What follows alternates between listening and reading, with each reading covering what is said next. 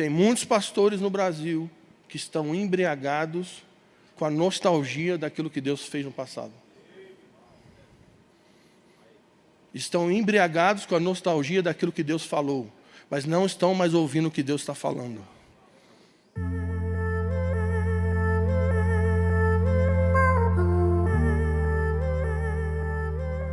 O que eu creio é que nesses dias, a prioridade de Deus não é levantar profetas no Brasil.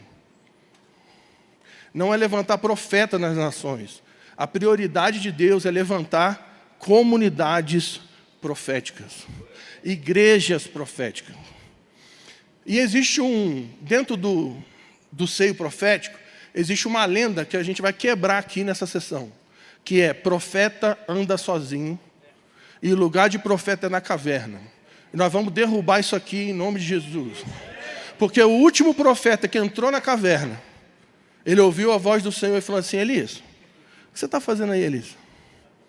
Aí Elias, malandrão, chega para Deus e fala: oh Deus, mataram os profetas, todo mundo foi embora, só sobrou eu.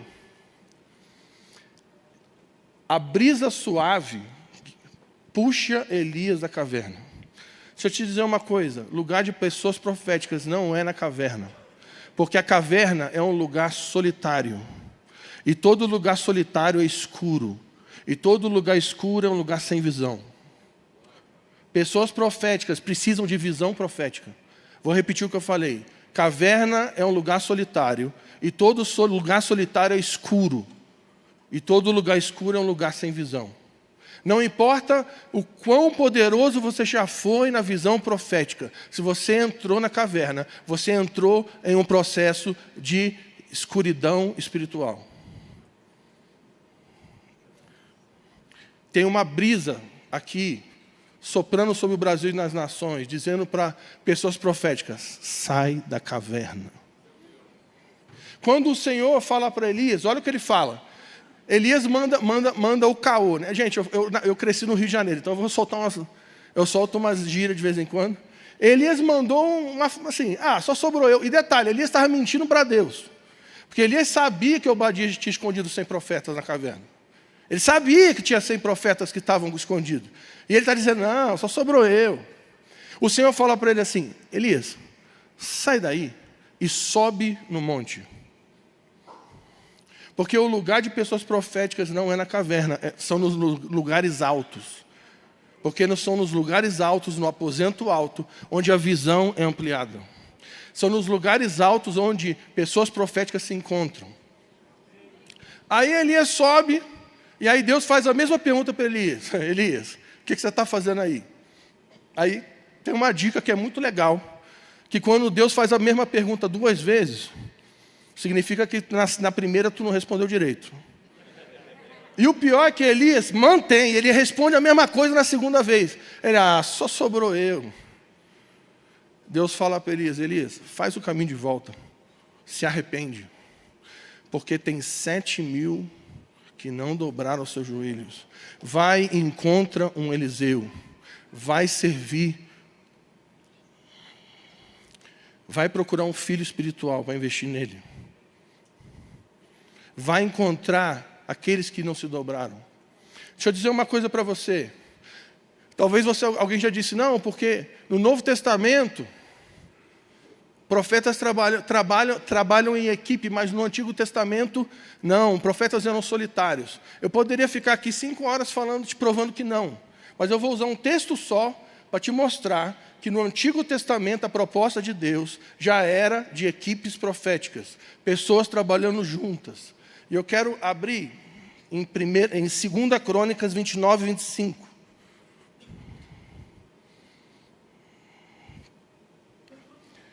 Essa é uma profecia que fala sobre o tabernáculo de Davi,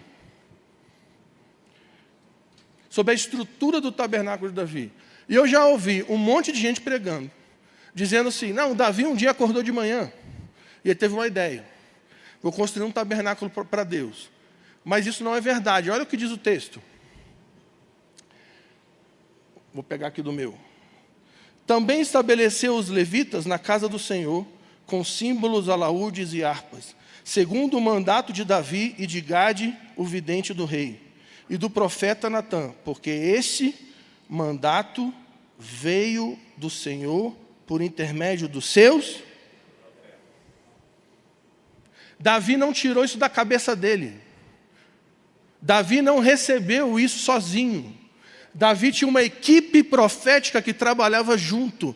E o trabalho de Davi, junto com a sua equipe, produziu revelação para enxergar o tabernáculo de Davi. Tem alguém aí? Vou citar outra passagem. Daniel 2 vai dizer que Nabucodonosor tem um sonho, todo mundo conhece. E aí Daniel está para morrer.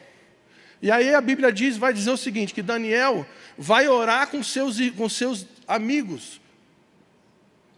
E ele diz o seguinte, Deus nos deu a revelação. Daniel não interpretou sozinho, ele trabalhou em equipe. Você vai ver no Antigo Testamento, Moisés e Josué trabalhando juntos. Você vai ver profetas na restauração do tabernáculo. Você vai ver a casa de profetas em Ramá. Você vai ver as companhias em Elias, no tempo de Eliseu. Você vai ver Deus chamando um povo para ser um povo sacerdotal. O tempo todo, Deus está provocando uma consagração coletiva. Porque o objetivo de Deus, desde o início, não foi usar pessoas, mas foi usar um povo. Então eu quero dizer uma coisa, o Senhor está nos chamando para edificar comunidades proféticas. Amém? Tem alguém aí? Então, eu vou usar um texto aqui para a gente pensar sobre isso. Em 2 Reis 6, e que o Senhor nos ajude. Prometo para o Luiz que eu vou ficar comportado. Ele falou assim, foi eu que te indiquei aqui, hein, que se comporta. 2 Reis, capítulo 6, fala sobre a casa de profetas de Eliseu. Eliseu era um profeta ancião e havia uma casa de profetas. E aqui tem uma série de conceitos e princípios que eu queria meditar com você nessa noite. 2 Reis 6, versículo 1 diz assim, os filhos dos profetas, ou os discípulos dos profetas, disseram a Eliseu, o lugar onde moramos contigo é pequeno demais para todos nós.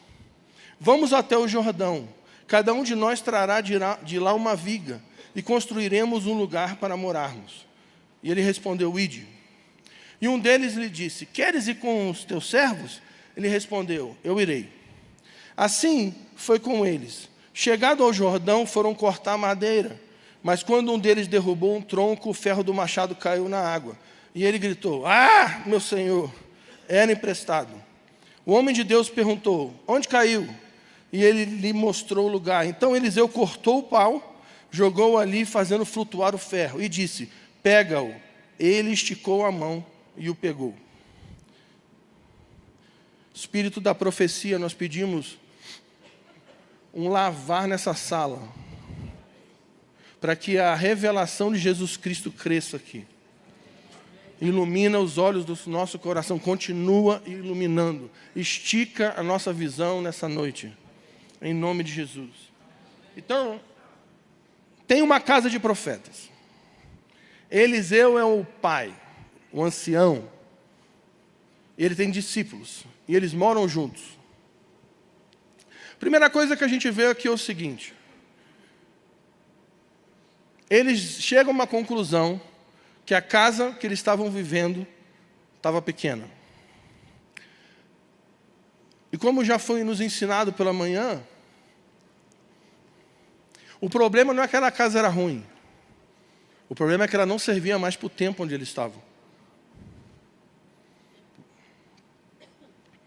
Vou repetir. A casa não era ruim. Ela serviu para um tempo.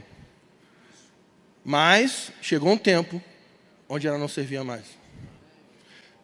Comunidades proféticas precisam entender tempos e épocas. Precisam ser gratas por tudo aquilo que Deus já falou e fez. Mas precisam continuar ouvindo o que Deus está falando. Tem alguém aí? Então, preste atenção no que eu vou falar. Tem muitos pastores aqui. Tem muitos pastores no Brasil que estão embriagados com a nostalgia daquilo que Deus fez no passado. Estão embriagados com a nostalgia daquilo que Deus falou, mas não estão mais ouvindo o que Deus está falando. E eu quero falar algo perigoso aqui agora. Aquilo que Deus falou para você pode se tornar inimigo daquilo que Deus está falando. Vou te provar, na Bíblia. Uma vez Deus chegou para Abraão e falou assim: Abraão, pega o teu filho aí, leva lá no monte e mata ele. Abraão pega o filho, pega jumento, pega escravo, pega lenha, pega cutelo, anda, chega no monte. Pega o filho, pega a madeira, pega cutelo, pega fogo, sobe no monte, chega para o filho, ó, tu vai ter que se entregar aí, vai ter que morrer. Não sei se você sabe, mas Abraão tinha mais de 100 anos de idade e Isaac era um homem feito. Então, Abraão não pegou Isaac à força e falou: eu vou te prender aqui agora. Não. Abraão confiou na palavra do seu Deus e Isaac confiou na palavra do seu pai. Então, Isaac se entregou voluntariamente. Então, falou: é para morrer, vamos morrer. Então, sobe no negócio, amarra Isaac, pega fogo, pega tudo. Quando ele vai no cutelo, Deus fala assim: não precisa mais não, Abraão. Eu tenho uma pergunta nessa noite. Tu imagina se Abraão tivesse preso aquilo que Deus tinha falado e não estivesse ouvindo aquilo que Deus estava falando? Outro exemplo. Dá para dizer que eu não sou doido, né? Não, eu sou um pouco, mas vamos seguir a Bíblia. Um dia Deus chegou para... Moisés está no deserto com o povo chatão, povo chato. Estamos com sede, vamos te matar, Moisés. Moisés vira para Deus: ó, o povo é chatão, mano. Aí Deus fala para Moisés, fala assim: vai lá e bate na rocha, Moisés. Bate lá que vai sair água. Aí Moisés vai, bate na rocha, sai água. Todo mundo, avivamento, todo mundo bebe a água. Passa muitos anos, o povo de novo, está com sede, chato de novo. Chega para Moisés: Moisés, nós vamos te matar. Nós estamos com sede. Aí Moisés vira para Deus e fala assim: Deus, de novo aí, povo chato. Aí na segunda vez Moisés fala assim, ó. Deus fala para Moisés: Moisés, vai lá e fala a rocha. O que Moisés fez na segunda vez? Bateu. Mas o que Deus tinha falado? Fala. E o que Moisés fez? Bateu. Sabe o que é o pior? Saiu água. Moisés fez algo que Deus não tinha mandado ele fazer e funcionou. Nem tudo que está funcionando Deus está. Mas eu ouvi há 10 anos atrás e eu vou com essa palavra até o fim. Você não está edificando uma comunidade profética, porque você está preso naquilo que Deus disse, mas não está ouvindo aquilo que Deus está falando. Aí o Senhor fala: Moisés, você não santificou meu nome. Sabe o que é o pior, Samuel? Que saiu o raio da água. Era mais fácil se tivesse dado errado, mas funcionou. Tem um monte de coisa que estamos fazendo nesses dias que está funcionando. Que nós estamos fazendo por nós mesmos, que Deus não está. Porque nós não estamos ouvindo o que Deus está falando. Aparentemente, tudo estava funcionando, mas Deus não estava sendo santificado. Mas teve um momento que aparentemente tudo tinha dado errado. Um judeu de 33 anos e meio estava nu numa cruz, ensanguentado, seus amigos tinham ido embora, aparentemente tudo tinha dado errado, mas Deus estava sendo santificado. Então, se você, como já foi dito aqui, é líder de uma comunidade menor, e você olha uma mega church e fala: olha que Deus está abençoando, cuidado. O fato de ter muitas pessoas num prédio não significa que Deus está. Temos um exatamente aqui. Falando coisas perigosas. Comunidades proféticas são lideradas e edificadas por pessoas que constantemente dependem da voz do Senhor. estão dispostas a abrir mão de coisas que só foram boas para seguir a voz. A casa que eles estavam não era ruim, o problema é que ela serviu por um tempo, ela não servia mais. Nós somos gratos por tudo aquilo que Deus fez no passado, somos gratos por tudo aquilo que Deus fez no Brasil na década de 70, somos gratos pelo movimento das comunidades na década de 80, 90, por todo o movimento dos profetas americanos que vieram aqui e lavaram essa terra com a palavra profética, somos gratos por os anos 2000, por todo o movimento de adoração, somos gratos por tudo que Deus fez, mas nós temos fome e sede em saber por aquilo que Deus deseja fazer agora. O problema é que nós criamos uma medida daquilo que nós criamos uma medida baseada naquilo que achamos que Deus fez. E Deus fez, Deus falou, e nós queremos ficar voltando para o passado. Eliseu não estava preso àquela casa. Ele falou, está pequeno? Então vamos construir uma nova.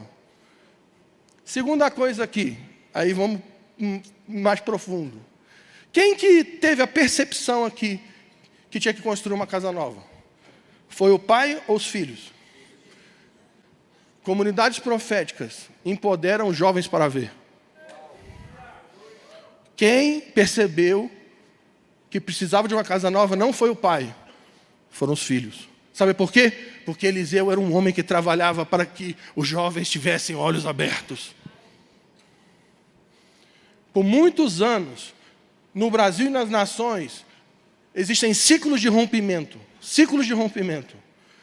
Jovens visionários se levantam, e aí os anciãos não entendem o que os jovens estão vendo, e aí rompe. Aí esses jovens visionários constroem comunidades, passa 20 anos, o que começa a acontecer de novo? Uma nova geração de jovens visionários e rompe com aqueles que romperam e fica um rompimento de gerações. Mas a minha Bíblia diz, em Malaquias capítulo 4, que antes do grande e terrível dia do Senhor, o espírito profético de Elias vai ser derramado sobre todas as nações, e o coração dos pais vai se converter aos filhos, e o coração dos filhos vai se converter aos pais, para que a terra não sofra maldição.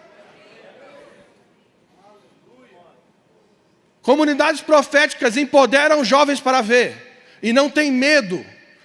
Líderes proféticos não têm medo de empoderar jovens para ver aquilo que eles não estão vendo.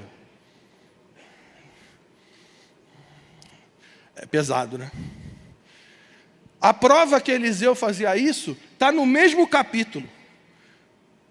Na próxima porção, você vai ver que o rei da Síria manda cercar Eliseu numa cidade. E aí o discípulo de Eliseu vê aquilo tudo e fala assim, Eliseu, nós vamos morrer, estamos lascados. E o que Eliseu fala? Quem lembra? Ele fala assim, discípulo meu, confie na minha visão, apenas siga-me. Foi isso que Eliseu fez? O que Eliseu faz? Deus, abre os olhos para que ele veja.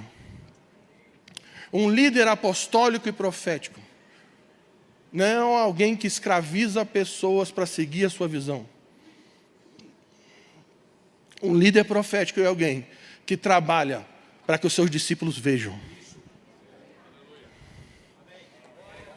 Você sabe qual que é o sucesso de uma pessoa profética? É se tornar inútil.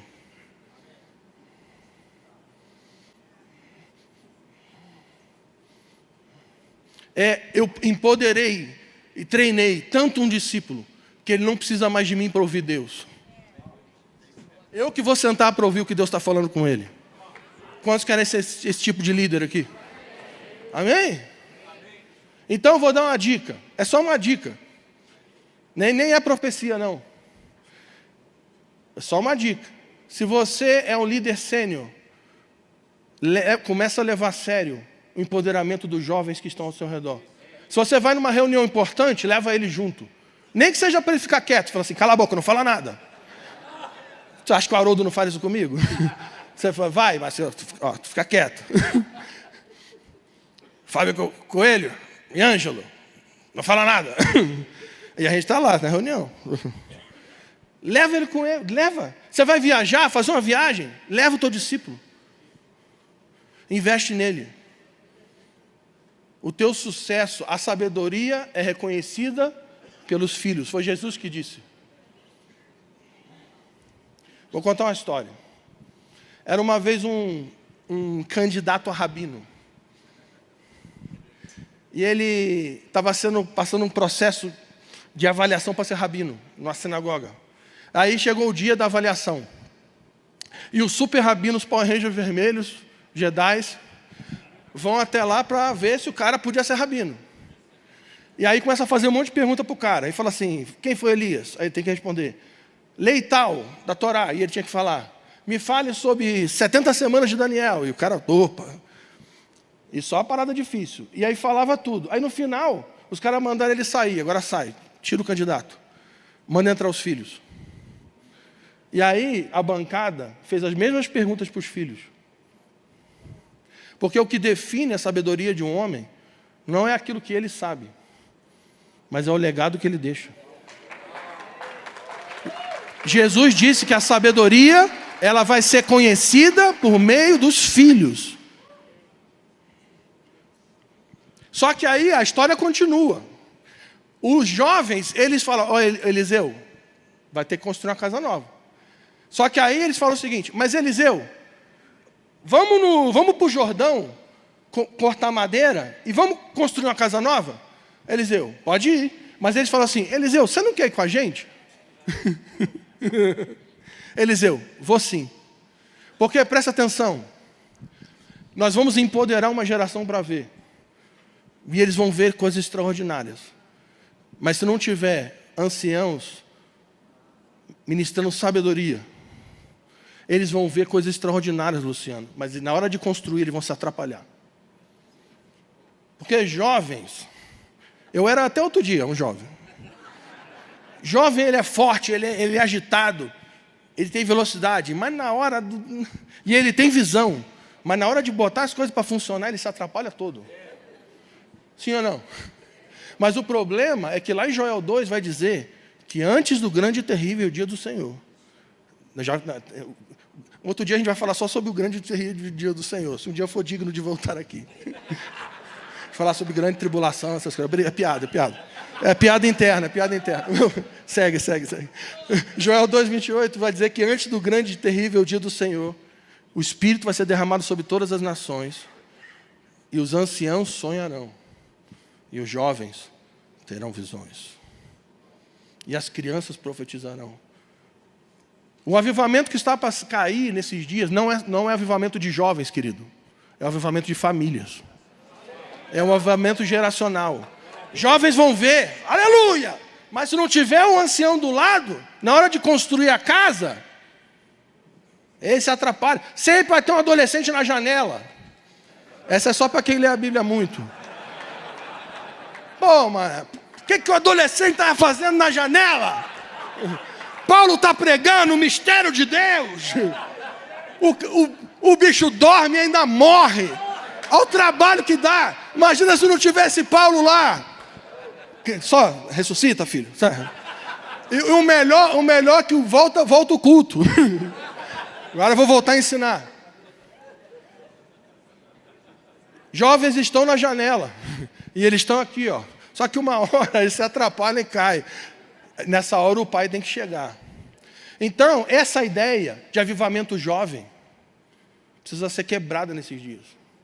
E essa ideia que não, eu estou ficando velho, deixa os jovens fritarem, deixa os jovens irem para a reunião de oração, deixa os jovens ir no turno, deixa os jovens irem na sala de profecia. Não, vocês têm que estar junto.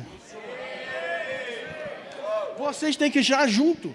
Sabe quem tem que ser a pessoa que mais frita no louvor na igreja? Você.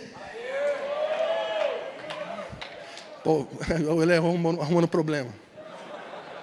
Gente, vou dar um conselho. Só um, assim, é só conselho, não é profecia não. Gente, você vai pregar no dia, não chega na hora só da palavra, não.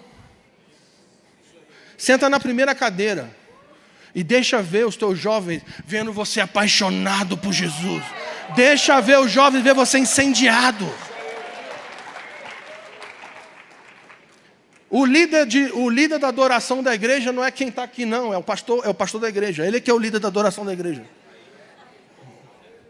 Tem nada a ver com o esboço, mas vamos seguir. E aí, Eliseu, vamos junto. Eliseu, vem. Por quê? Nós estamos vendo, mas se não tiver sabedoria, vai dar ruim. Porque Cristo é a sabedoria e o poder de Deus.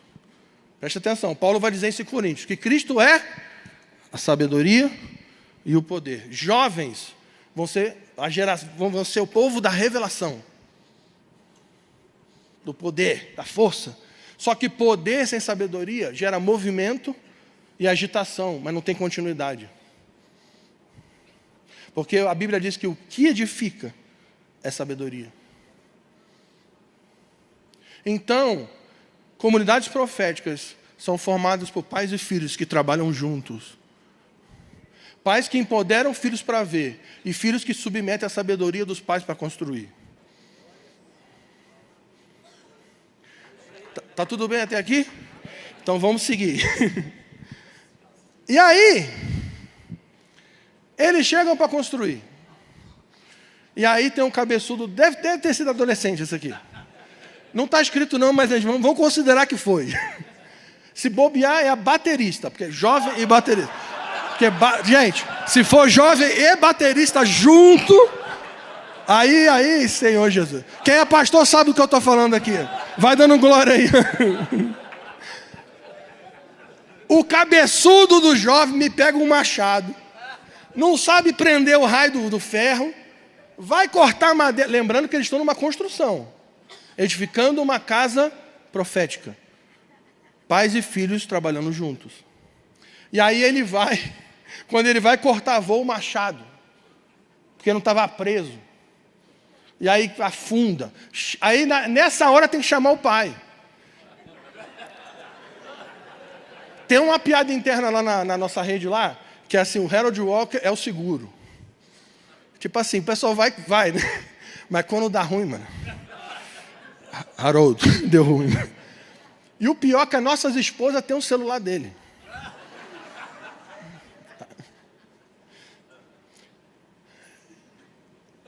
Os filhos se submetem ao pai e chamam Eliseu. E aqui vou dar só vou dar mais um conselho. É só conselho, tá? Não é profecia não. Gente, você é pastor de igreja. Nunca chama alguém para pregar na tua igreja que você não tem ninguém para ligar se ele fizer besteira. Vou repetir. Ah, mas o cara é profético, ele tem sinais, ele arrebenta. Mas se ele falar um negócio, para quem que você liga? O tempo dos profetas itinerantes acabou.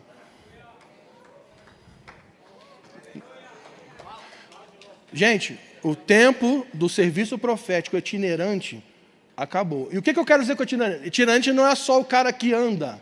Itinerante é o cara que anda e nunca tem onde pousar. É alguém que está rodeando a terra. Conhece alguém que... Você entendeu? Presta atenção, eu não estou falando que eu sou contra ministérios que servem à igreja. Mas eu estou falando de pessoas que não têm vida de igreja, não congregam, não têm pastor e não prestam conta para ninguém. E tem um monte de gente no Brasil que está enchendo nossos púlpitos, gente famosa, que eu conheço, eu sei do que eu estou falando. Nos últimos 30 anos, a maioria das pessoas proféticas que tocaram e foram chamadas de profeta no Brasil, se você perguntar quem é o teu pastor, não existe essa pessoa. E nós ficamos tão impressionados com os dons e os carismas, que nós não observamos os princípios. Aí quando dá ruim, aí o que a gente faz? Igual o Paulo acabou com a gente aqui ontem. A gente dá corda para o cara. Aí quando o cara faz a besteira, a gente vai e entrega ele para Satanás.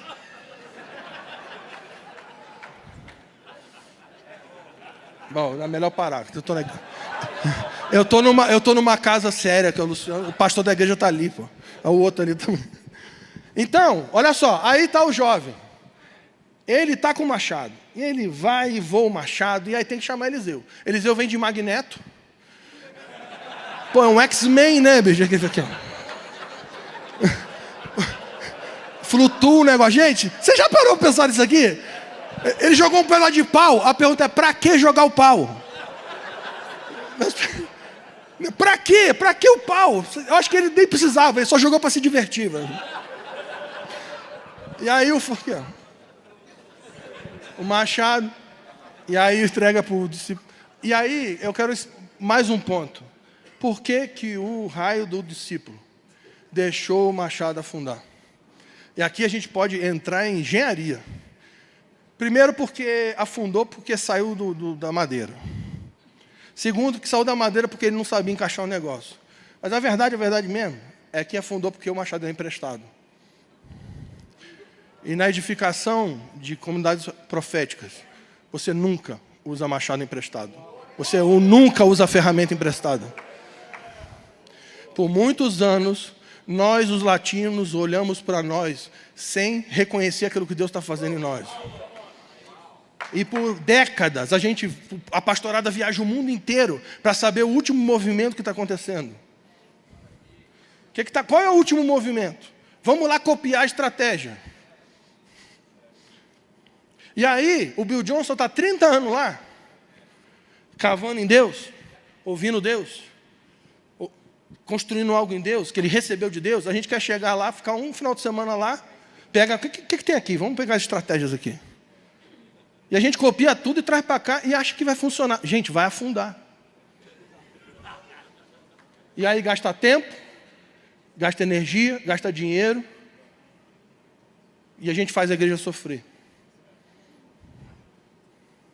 Comunidades proféticas trabalham com aquilo que estão ouvindo de Deus e não copiando a última coisa que está funcionando. Deixa eu te falar um negócio. Uma vez o povo chegou para Samuel e falou assim: Samuel, está ficando velho. Nós queremos um rei igual às outras nações. Eu não acho que o problema maior foi querer um rei. O problema foi, nós queremos um rei igual às outras nações. Você quer um rei igual às outras nações? Toma Saul aí, ó. O que eles queriam? Ser igual às outras? Então, toma aí, uai. Não vou entrar em eleição, não. Mas se você analisar... Não, sério, eu vou falar sério. Se você analisar os erros que a igreja cometeu, de todo tipo, na eleição do Trump, é os mesmos que a igreja do Brasil cometeu. E eu nem vou citá-los. Sim ou não? Os mesmos erros. A gente não tem nem criatividade para errar. O Harold sempre fala para mim: Fábio, se você quer errar, seja criativo, erre erros novos. Deixa eu te dizer uma coisa. Quando o Senhor chamou Moisés para libertar um povo, Moisés falou assim: ninguém vai acreditar em mim. Deus falou assim: Moisés, o que você tem na mão, Moisés? Eu tenho um cajado. Então com esse aí que você vai fazer os sinais, Moisés. Joga no chão aí que vai dar tudo certo. A pergunta é: o que você tem na mão? Quais são os talentos que Deus já te deu? Porque o que define quem é grande no reino não é quem faz muito, mas é quem foi fiel naquilo que recebeu. Porque aquele que for fiel numa igreja de 100 pessoas vai ser maior no reino que aquele que foi fiel numa igreja de 50 mil. Você está sendo fiel com aquilo que Deus te deu ou você está querendo copiar aquilo que o irmãozinho está fazendo?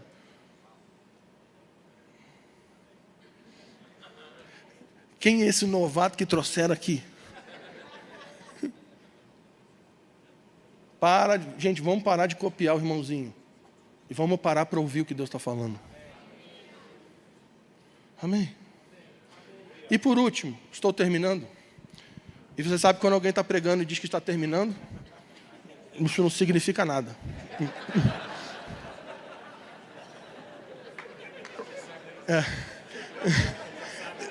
E quando ele fala assim, vou ler o último texto, isso também não significa nada. Fica em pé, que é muito bom, né? Por último, tem algo aqui que me chama muito, mas muita atenção. Que é o seguinte: quando eles vão construir uma casa profética, eles vão para um lugar chamado Jordão. E se você observar as transições proféticas na Bíblia, você vai ver que o Jordão, nas mais importantes, você vai ver que o Jordão está envolvido. Moisés e Josué, a transição foi aonde? No Jordão. Elias e Eliseu, a transição foi aonde? No Jordão. Deixa eu dizer uma coisa para você.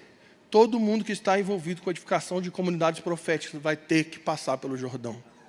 A palavra Jordão significa lugar que desce. Lugar de descer. Ninguém vai edificar nada profeticamente se não entrar no profundo processo de humildade. Vai ter que descer, querido. Ah, mas eu sou pastor há 50 anos. O problema é teu, vai ter que se humilhar. Ah, mas eu sou jovem, eu sou descolado, eu tenho 1 milhão de seguidores. Tu vai ter que se humilhar. Vai ter que descer. A edificação de uma comunidade profética vai precisar ir para o Jordão. Lugar daqueles que descem. E a maior transição da história profética aconteceu no Jordão. João Batista está no Jordão. O profeta. Aquele cujo espírito de Elias estava sobre ele. Aquele que encarnou Isaías 40. E ele está dizendo o seguinte. Perguntaram assim, você é o profeta, João? Não, eu sou só uma voz que prepara o caminho do Senhor. Porque está vindo alguém aí que é maior do que eu.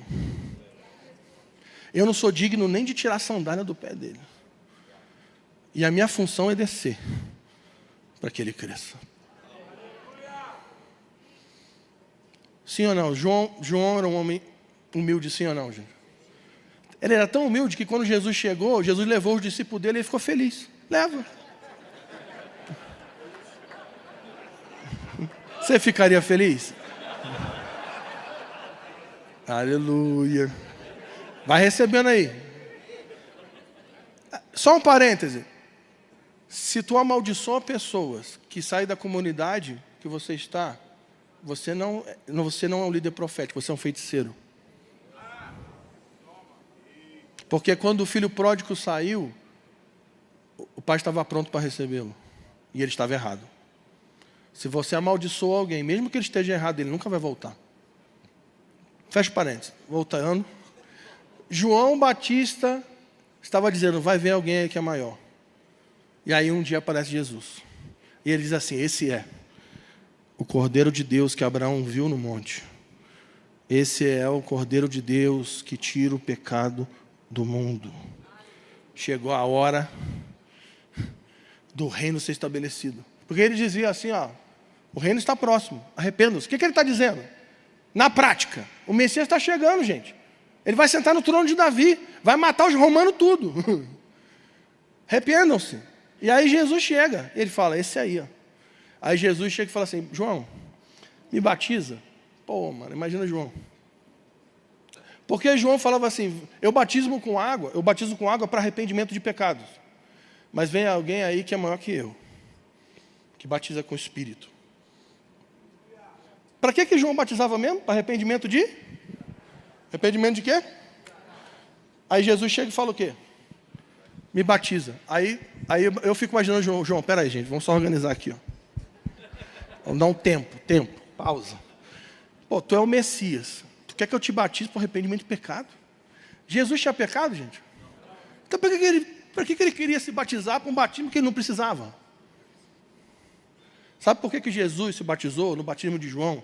O batismo que ele não precisava? Porque Jesus, o Deus encarnado, se submeteu à palavra que estava sobre João. Jordão é um lugar de submissos, de humildes. Comunidades proféticas são grupo de pessoas, são comunidades, são famílias de homens e mulheres humildes. E esse estereótipo de profético, que é mal-humorado, que é arrogante, que não se relaciona com ninguém, isso precisa cair no nosso meio. Porque o estereótipo de profético bíblico é Jesus Cristo. Ele é o profeta semelhante a Moisés. Ele é o nosso referencial de profeta. E ele era manso e humilde. E ele era extremamente relacional. E ele trabalhava em equipe, ele não trabalhava sozinho. E Jesus, o Deus encarnado, se submeteu à palavra que estava sobre um homem. Sim ou não? Agora, se Jesus, o Deus encarnado, se submeteu à palavra que estava sobre João, por que tem gente, pastor, que insiste em caminhar sozinho? Quem fala na sua vida? Quem te diz não? Quem te para? Para quem a tua mulher liga se você vacilar? Melhor os maridos olhando para a mulher assim. A mulher assim, eu quero um número. Jesus se submeteu, gente, à palavra que está sobre João. Comunidades proféticas são comunidades de submissos. Agora eu estou terminando, é sério. Porque a palavra, assim, eu só preparei o caminho. A palavra grave vem daqui a pouco. Olha só. João era um homem submisso a Jesus. E Jesus foi um Deus encarnado que submeteu a palavra que está sobre João. Quando dois submissos se encontram, o céu se abre. A voz do Senhor é ouvida. O Espírito é derramado. E a justiça é estabelecida. Vou repetir para você aplaudir. Calma, não aplaude ainda não. Na segunda vai ficar melhor. Um dia, Jesus chega e fala, batiza aí. Aí João, não, me batiza. Porque ele queria ser batizado no Espírito. Ele queria o batismo de Jesus. Jesus, não, você vai me batizar. E fica naquele papo de doido. Aí Jesus fala assim, ó, você faz o que eu estou falando, que quem manda aqui sou eu que te criei, pô. Eu sou Deus. Está discutindo comigo. Faz do jeito que eu estou falando, para que se cumpra a justiça. A palavra justiça é ordem. Vou repetir o que eu falei. Quando os submissos se encontram, o céu se abre. A voz do Senhor é ouvida. O Espírito é derramado. E a justiça de Deus é estabelecida.